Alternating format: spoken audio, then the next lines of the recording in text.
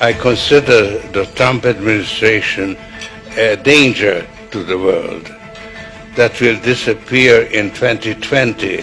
What if I told you that Bill Gates, Greta Thunberg, Al Gore, George Soros, Prince Charles, and Cardinal Turkson were meeting in the mountains to plot a global new order to be established on the back of the COVID pandemic? An outrageous movie plot? Or is it absolutely true? Donald Trump and the Davos connection, tonight from the editor's desk.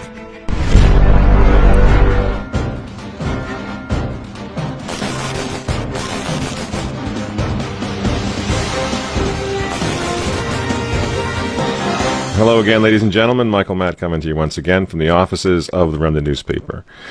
Here's something you're not apt to hear on mainstream media. Of the 18 million people in the world who've been infected with the coronavirus, 10.6 million have recovered. This is according to the latest figures from Johns Hopkins University. In other words, the vast majority of COVID patients fully recover. This doesn't even factor in the millions who've contracted it, recovered, and didn't even know they had it. Friends, we need to have a talk. I mean, let's be really clear right from the outset. COVID-19 is not a hoax, okay? Worldwide, over 650,000 people, mostly elderly, have succumbed to it. This is not a hoax. Even with skewed death reporting, which we know is going on all over the place, this is a very serious virus. But so was the H1N1, the swine flu of 2009, which claimed the lives of 500,000 people. So was the Hong Kong flu of 1968, which claimed the lives of up to 4 million people. Flu is a nasty business.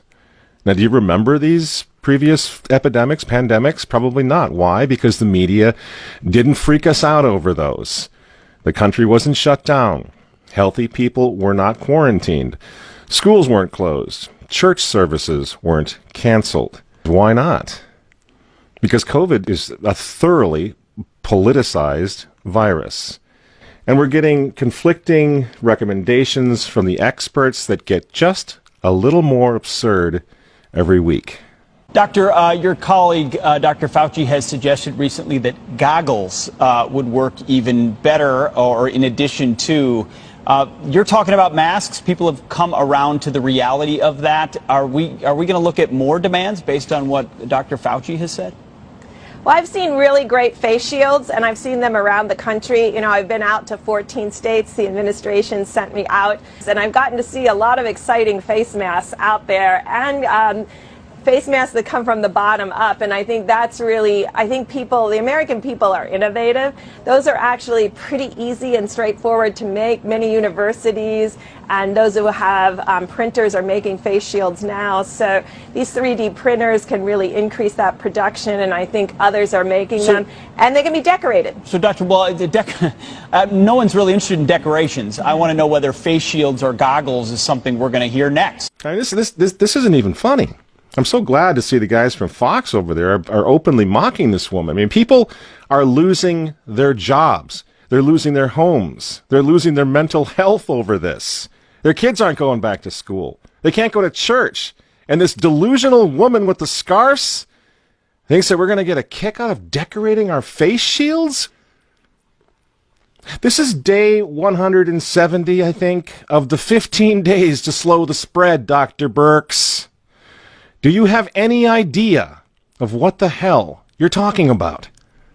Because it changes all the time. No wonder nobody takes these people seriously anymore. And so here's the thing, friends. We need to get very serious about it. We need to have a serious conversation about it. Here at the Remnant, we've been saying since March, since the outset of this thing, that it's not the virus that we're questioning. I don't want to get the virus. I know you don't. I know some of you have lost loved ones or friends or whatever from the virus. I've known quite a few folks now who've gotten it. I don't know anyone who died. Everyone who I know, thanks be to God, has recovered. But it was never the virus that's the problem. It's the political exploitation of the pandemic, the COVID pandemic, that really, really must give all of us now serious cause for concern about the future. They're not playing games here. This isn't going anywhere. This isn't going away. And don't take my word for it. I wouldn't expect you to do that anyway. Let's talk about Davos, Switzerland. Here's where the leaders of the world are admitting exactly what I'm saying, that this is a Trojan horse. Now in Davos, they call it the Great Reset, and it's scheduled now to kick off in January 2021. And if you want to know what's really going on here, if you want to know why the schools are probably, many of them are not going to open in the fall, if you want to know why you're wearing that dehumanizing face mask, even in your car, look to Davos. Now is the historical moment, the time, not only to fight the severe virus, but to shape the system. We have a unique but rapidly shrinking window of opportunity to learn lessons and reset ourselves on a more sustainable path.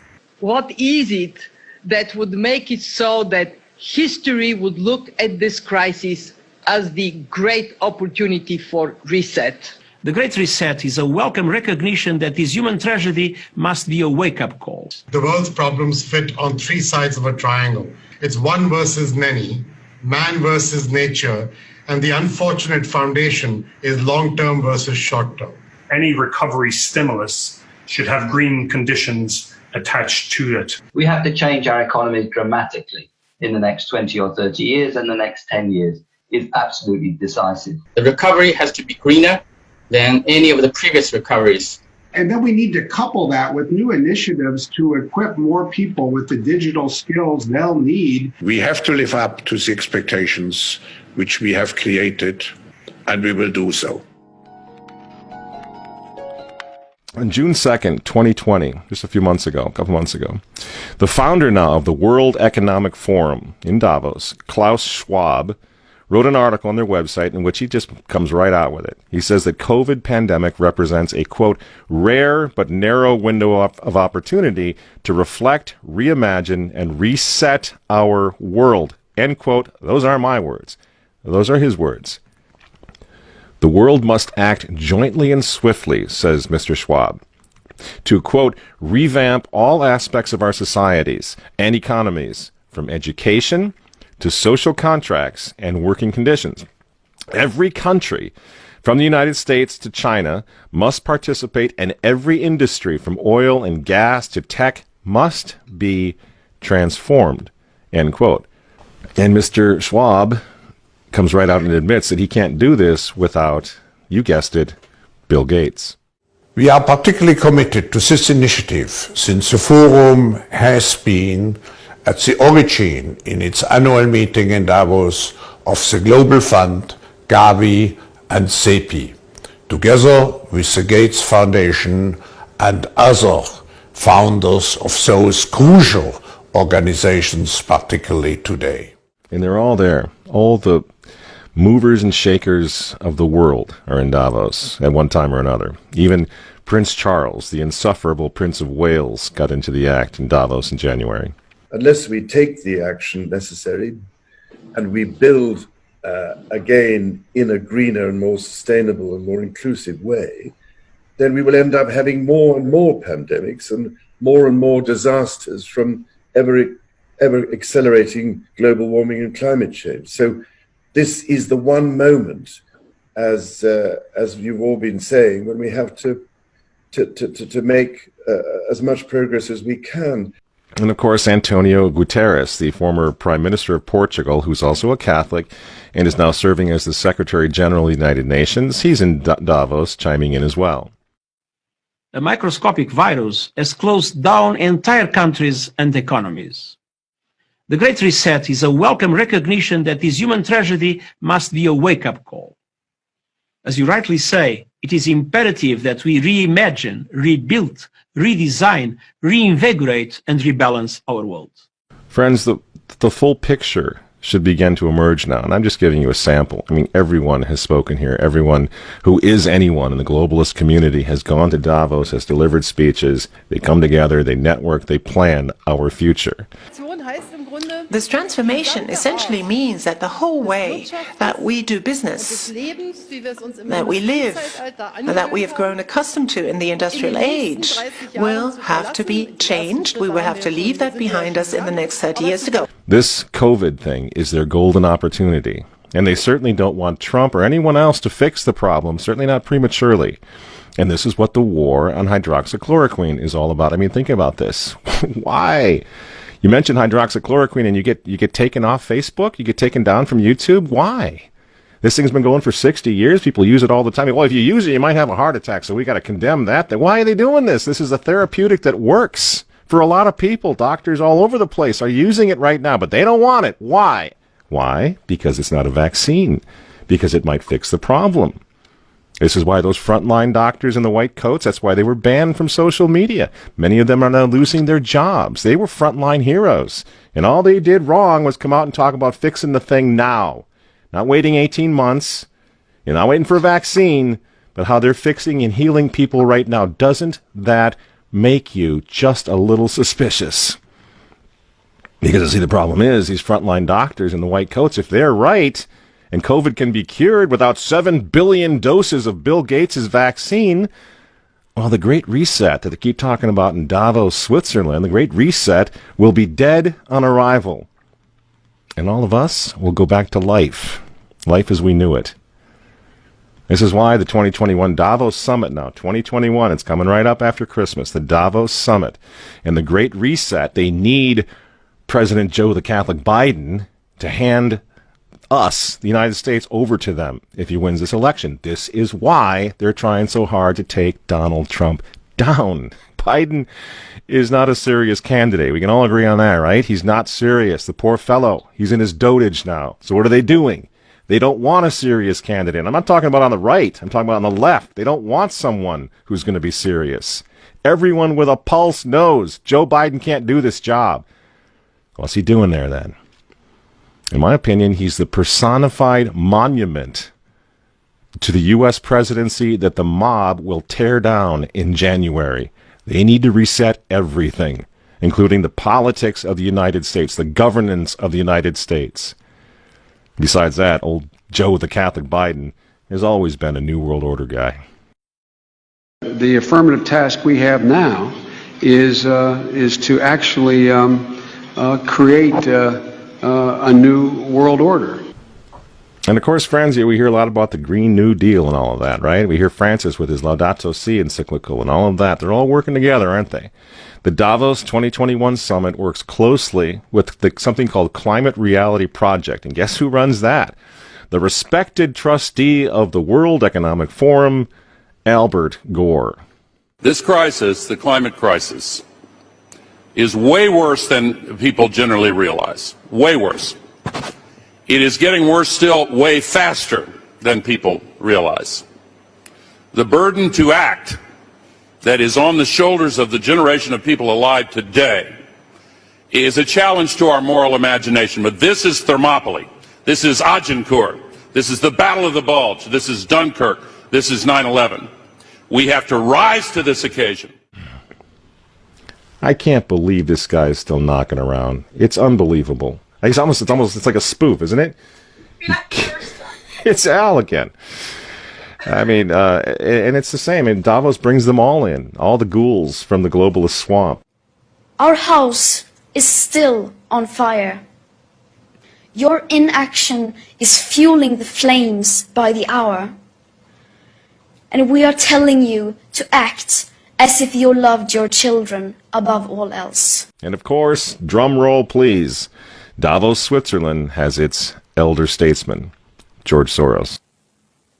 George Soros's dinner at Davos is a bit of an institution at this event. He usually comes out with strong criticism of something that he feels is troubling for the state of the world. He didn't hold back either when talking about the US president, saying that he was describing him as a con man and ultimate narcissist. Even the fate of the world could be at stake in 2020 and the years to come as well, perhaps referencing there the upcoming, of course, election in the United States too.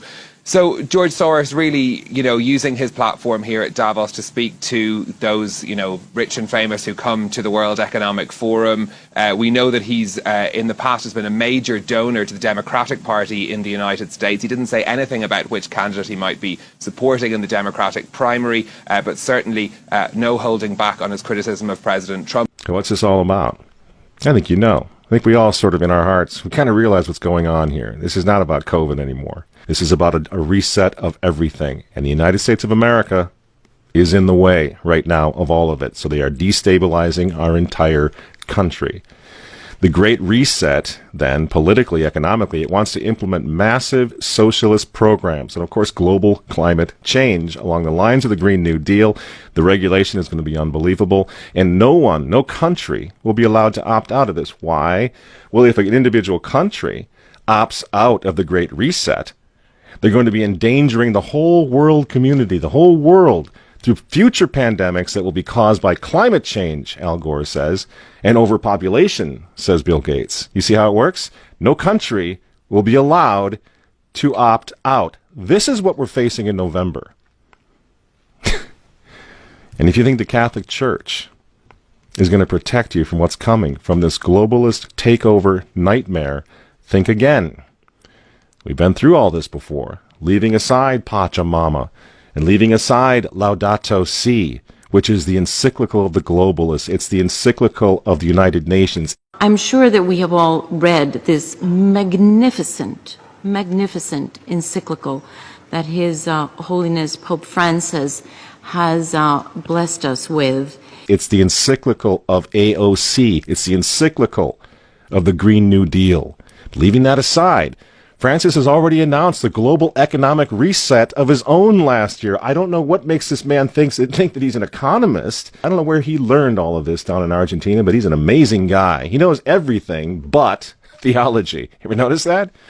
He already announced his coming global economic reset. He calls it, in his humility, the economy Francesco. The economy of Francis. Remember? We showed you a bit of this. I'll show you a little more here.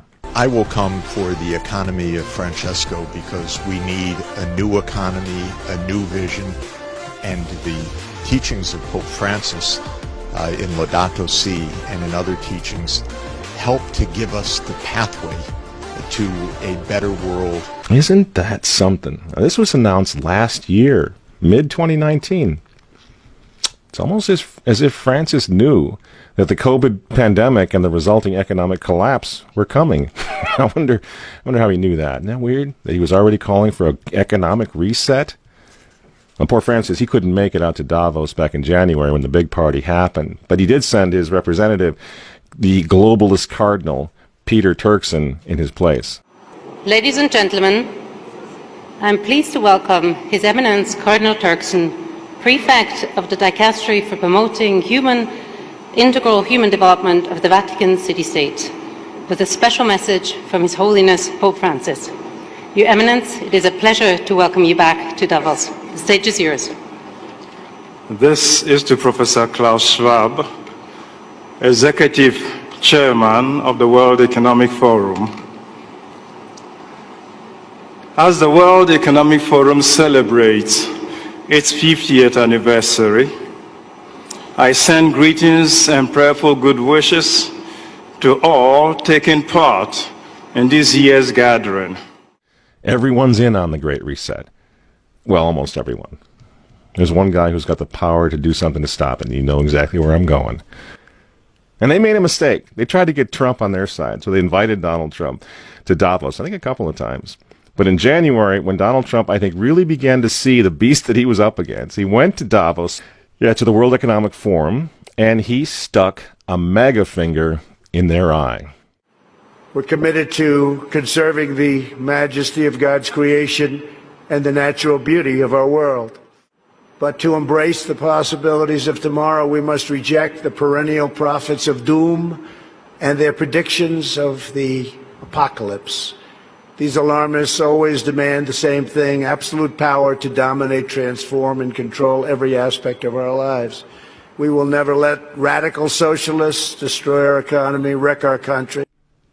2 days after Donald Trump gave that speech, the 89-year-old leftist weirdo billionaire George Soros made an emergency intervention where, at Davos, once again, warning that the U.S. 2020 election will determine the, quote, fate of the whole world. Now, in the context of Davos, take a look at this one more time. This is a month after Donald Trump addressed Davos and stuck the MAGA finger in their face. Here's what Francis, the Vatican, and Jeffrey Sachs had to say in response. And it is a dangerous country right now. It will be absolutely dangerous if Trump wins re-election. Trump wins re-election. Trump wins re-election. Francis invited this guy to the Amazon Synod as an honored guest and advisor. He's also Bernie Sanders' advisor. What's he doing in the Vatican? Why is this guy who's a promoter for socialist, out and out socialist, Bernie Sanders, what's he doing advising the Pope? Why does he have entree to the Vatican, friends? Sachs supports abortion and contraception, but that's not a problem for the Vatican. For the Vatican, for Pope Francis, and for his friends at the UN, Donald Trump is the problem, obviously, friends. Clearly, I consider the Trump administration a danger to the world, but I regard it as a purely temporary phenomenon that will disappear in 2020. Do you get it? Do you see why there's so much hate for Trump? Because with all of his faults, again, he's the capitalist. He's not the globalist. He never will be one of them, which is why he pulled the United States out of the Paris Climate Agreement. Donald Trump pulled the United States out of the World Health Organization. That's Bill Gates and company. And now he's threatening to pull the United States out of the World Trade Organization. People say, yeah, well, Donald Trump got married twice. He's a bad guy. Really? He's right in the face of the demons on this, friends. Nobody ever said he was a saint. He's knocking the sacred cows of the United Nations down all over the world right now. The General Assembly routinely votes 185 against the United States on almost everything right now. And you remember, speaking of the United Nations, in November of 2019, again, right before COVID landed, Trump went to the UN, on the floor of the General Assembly, and he declared war on globalism. Wise leaders always put the good of their own people and their own country first. The future does not belong to globalists. The future belongs to patriots. And shortly after the speech at the UN, Donald Trump delivered, what do you think happened? The coronavirus was unleashed on the world, and Trump's booming U.S. economy went on life support. Do you think that was an accident? So when they tell all of us to stay home, wear your mask so grandma doesn't get sick, please understand what's really going on here. They don't care about your grandmother. They don't care about old people, these people. They don't care about babies. They want them aborted so that they can save the common home. Abort babies, millions of them all over the world. They don't care about babies. They don't care about old people. In fact, if you want to save your grandma, tell the globalists to stay the hell away from her. You remember how some of them, like Cuomo and characters like this, were running COVID recovering patients through nursing homes? That's how much they care about grandma. And the name of the game now is to bring the United States economy to its knees, get it out of the way, so that everyone will want the Great Reset. Make the new normal so intolerably abnormal that even you and I, maybe, at some point in the near future, will be begging for the vaccines because we'll be driven crazy by that point. Begging for whatever else is going to keep us safe according to our jailers and our handlers and our zookeepers. You see? That's what they want. That's why they keep using this term, new normal. You know what we do to fight back? Go to work. Go back to school. If you're healthy, take off the mask. And for heaven's sake, go back to church and pray that Trump wins in November. That's what the reset was on. That's what the Russia hoax was all about. That's what the impeachment hoax was all about. Don't you see? For 4 years, I've been trying to stop this man because if he strengthens America, if he makes it great again, if he brings the economy back again, the reset won't happen. The New World Order is going to be set way back. Who knows when they're going to have another COVID opportunity like this one again, and they know it. So ask yourselves why they hate this man. These folks, these men, they hate God. They hate the unborn. They hate the traditional family. They hate you. And they hate Donald Trump, whose political opponents, by the way, right now are knocking statues of saints to the ground. They're beating up cops, and they're burning flags. You say you don't like Trump. I'm sorry, friends, but who cares? That doesn't really matter anymore. What you think of Trump's personality or his tweets. Look at the big picture. The choice is simple, friends. Stand with America right now, or fall with the New World Order in the not-so-distant future. There's no other choice. I'm Michael Matt for Remnant TV, and we'll see you next week.